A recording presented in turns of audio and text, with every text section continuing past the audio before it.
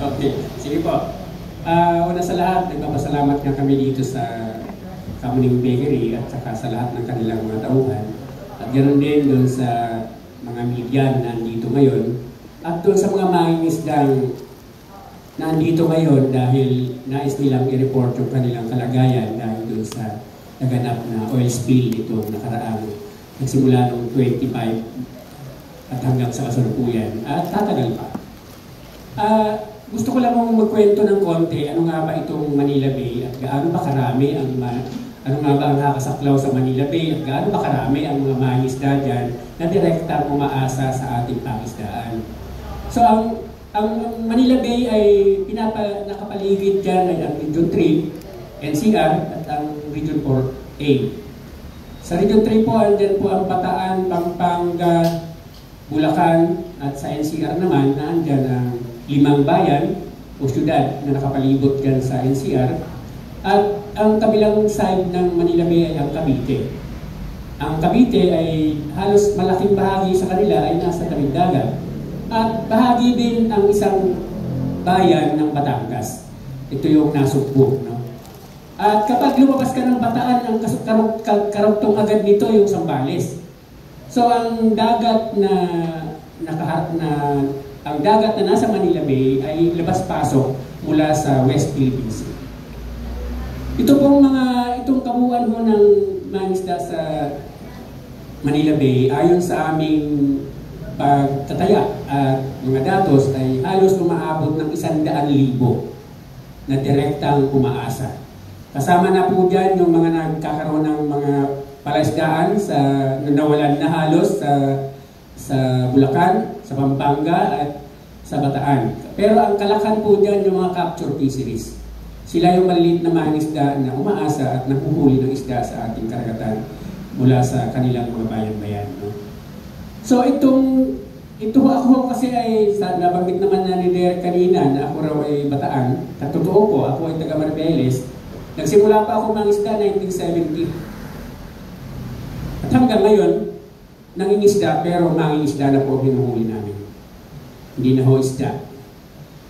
Gusto ko lang mga kwento kung gaano kalinis at kayaman ang Manila Bay. Mayaman at malinis ang Manila Bay noong mga panahon yun. Pero unti-unti hong nasira, unti-unti din dumumi, unti-unti rin bumabaw, at unti-unting napapribitisa ang baybayin at pati na nga ang gitna halos ng ating karagatan.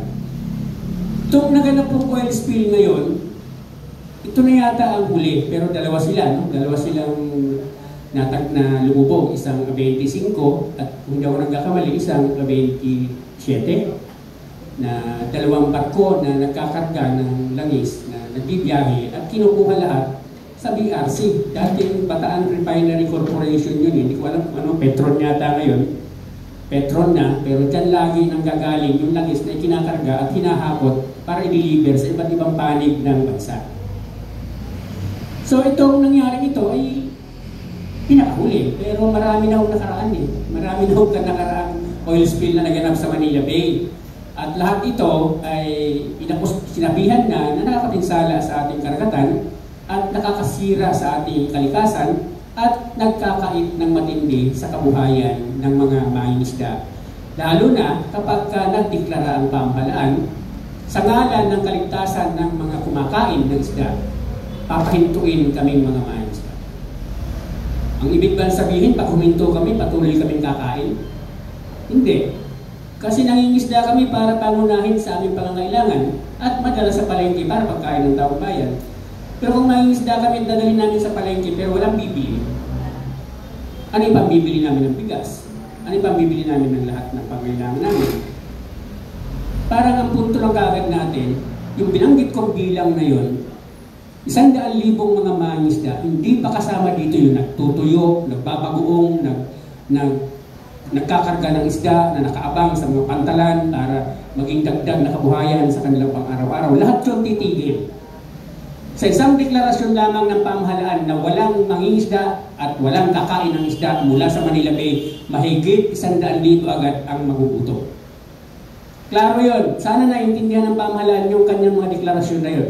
Ayaw rin naman namin sabihin huwag niyang huwag niyang sabihin yon. Kasi ang problema, hindi naman din namin gustong kumain ang mamayan ng walang tiyak na kaligtasan sa kanilang kalusugan.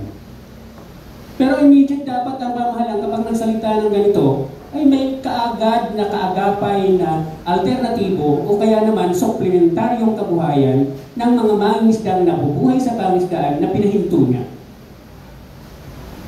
Marami na ho tayong karanasan, yung hindi pa nga ho tapos ang ayuda at kompensasyon sa Mindoro.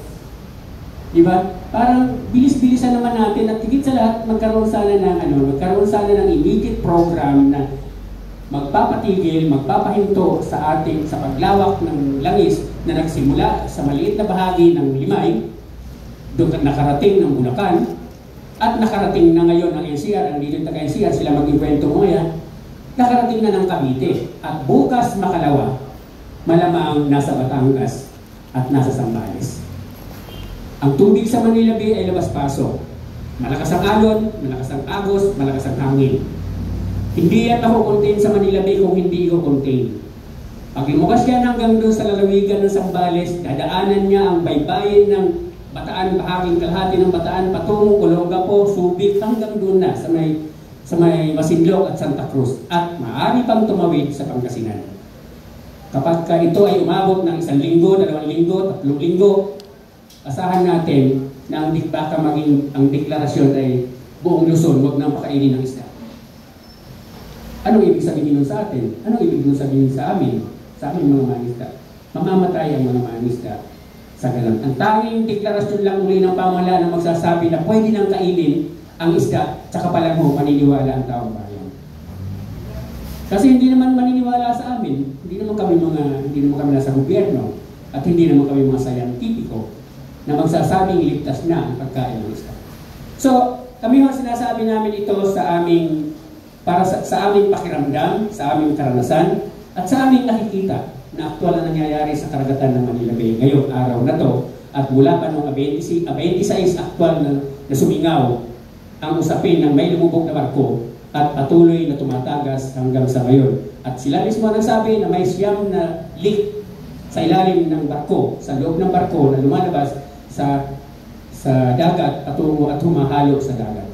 Pumapaibabaw sa ating karagatan. So, ito po ay, itong press call na to ay lubos namin ipinapasalamat sa inyong pagdalo ngayong mga kasama natin sa media dahil kailangan marinig ng taong bayan, marinig ng korporasyon, marinig ng pamahalaan ano ang damdamin ng mga mangisda na ngayon ay biktima ng oil spill, ano ang damdamin ng mga mangisda, ang kanyang ipamamana sa kanyang susunod na salinlahi ay ang likas na kayamanan mula sa ating pangisdaan. Ano ang damdamin ng mga mangisda sa kapag nasira ang ating kalikasan, ang ekosistema ng ating karagatan, ano pa ang aming ipapakain at ipamamana sa aming mga mangisda, aming mga anak at salinlahi. So sana itong ating press con ay makarating sa ating kamalan at lumaganap hanggang hindi tumutugon ng mas mabilis, mas maayos at komprehensibo ang pamahalaan natin at hindi napagbabayad, hindi napapanagot ang korporasyong nagpabaya at korporasyong hindi tiniyak na ligtas ang kanyang barko. Nangyari ang sakunang ito nang wala namang bagyo. Kapagat lang. So, hindi bagyo ang pwedeng gawing dahilan, hindi habagat ang pwedeng gawing dahilan, kung hindi isa itong dahilan ng kapabayaan ng may-ari ng barkong ito na ang korporasyon na ito. Na dapat papanagutin, pagbayarin sa pinsala, sa mga isda, pinsala sa ating kapaligiran, at pinsala sa pangmatagalang kabuhayan ng mga mangisda. Siguro ang lahat ng kaya namin isinama ang aming mga chapter sa mga lalawigan para sila mismo ang magpatotoo ng kung ano na ang kaganapan at kung hanggang saan na ba ang inabot ng oil spill sa Manila Bay. Maraming pong salamat. Magandang umaga.